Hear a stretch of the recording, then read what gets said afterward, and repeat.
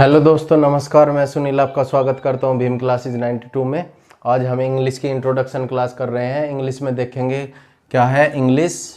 English है हमारी language. Language क्या होता है?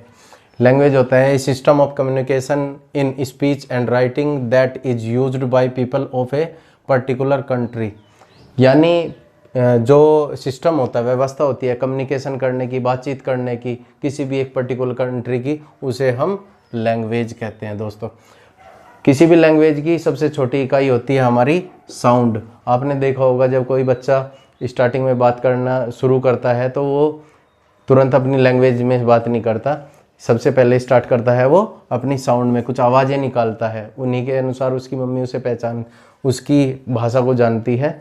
जैसे जानवरों में देखा होगा, एनिमल्स में, पक्षियों में अपनी खुद की कोई अलग अलग साउंड होते हैं, और इन साउंड को जब हम लिखते हैं उन्हें कहते हैं लेटर, और इन्हीं लेटरों की व्यवस्थित रूप होता है अल्फ़ाबेट। अब देख लेते हैं लेटर। लेटर किसे कहते हैं? ए रिटन और printed sign that represent a sound in a language. यानी जब तक हमने कोई साउंड अपने मुंह से बोला तब तक वो साउंड है, और लिखने के बाद जैसे हमने ए ये साउंड लिख दिया, एक किसी प्रिंट कर दिया, किसी साइन में लिख दिया, तब ये हो जाएगा लेटर। क्या हो जाएगा दोस्तों? लेटर। अब इनको लेटरों को व्यवस्थित रूप में लिखने के बाद हो गया आपके अल्फ़ाबेट। अल्फ़ाबेट में ये होते हैं आपके 26 लेटर। कितने दोस्तों? 26 लेटर होते हैं, और 26 लेटर आपके 24 साउंड का निर्माण करते हैं। कितने? 24 साउंड का निर्माण करते हैं। ये लेटर होते हैं दो प्रकार के, वोविल होते हैं 5, और कॉन्सोनेंट होते हैं आपके 21। 5 कौन से? ए, ई, आई, ओ, यू, ये होते हैं आपके वोविल, और कॉन्सोनेंट होते हैं आपके जितने भी अदर 21 बच गए वे सभी।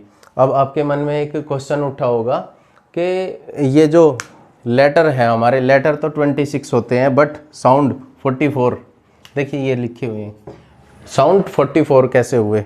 अब देख लेते हैं दोस्तों। जैसे देखिए टू को हमने लिखा TO2, टू में ओ की साउंड आया है U, और यहाँ पे GO गो में ओ का साउंड आया है O, और यहाँ पे अदर में आपका ओ का साउंड आया है ए।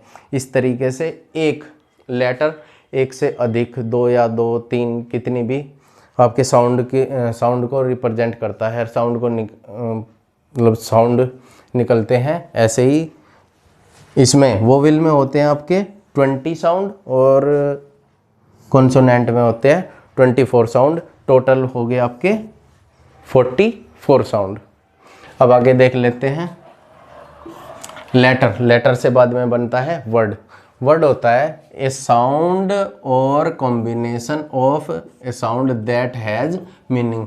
यानी लेटर या साउंड का जो कॉम्बिनेशन होता है, जिसका कोई पर्टिकुलर अर्थ होता है, जिसका कोई अर्थ निकलता है, जिसकी कोई मीनिंग होती है, उसे ही हम क्या कहते हैं दोस्तों?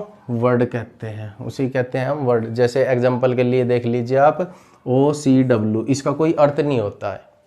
जब तक इसका कोई अर्थ नहीं होगा तो हम इसको वर्ड नहीं कह सकते। जब COW का एक अर्थ होता है, सभी जानते हैं COW मतलब होता है गायें। ठीक है, COW मतलब गाय। काउ होता है, काउ मीन्स गाय होती है। और ऐसे ही वर्ड होते हैं हमारे 8 प्रकार के, जिनको हम कहते हैं parts of speech. Parts of speech में कितनी कौन सी होती है? सबसे पहला होता है हमारा नाउन, जिसको हिंदी में कहते हैं संज्ञा। दूसरा होता है हमारा प्रोनाउन, इसको हिंदी में कहते हैं सर्वनाम। तीसरा होता है दोस्तों एडजेक्टिव, विशेषण। चौथा वर्ब, क्रिया, एडवर्ब, प्रीपोजिशन, कंजंक्शन और इंटरजेक्शन। ये हमारे 8 पार्ट्स ऑफ स्पीच होते हैं। हिंदी में इनको संज्ञा, सर्वनाम, विशेषण, क्रिया विशेषण, संबंध सूचक, समुच्चय बोधक और विस्मय बोधक। आज की क्लास में दोस्तों हम इतना ही पढ़ते हैं। नेक्स्ट क्लास में हम पढ़ेंगे इनको पार्ट्स ऑफ स्पीच को डिटेल में। नाउन क्या होता है, प्रोनाउन क्या होता है, एडजेक्टिव क्या होता है, और इनके काइंड। हेलो दोस्तों, थैंक यू।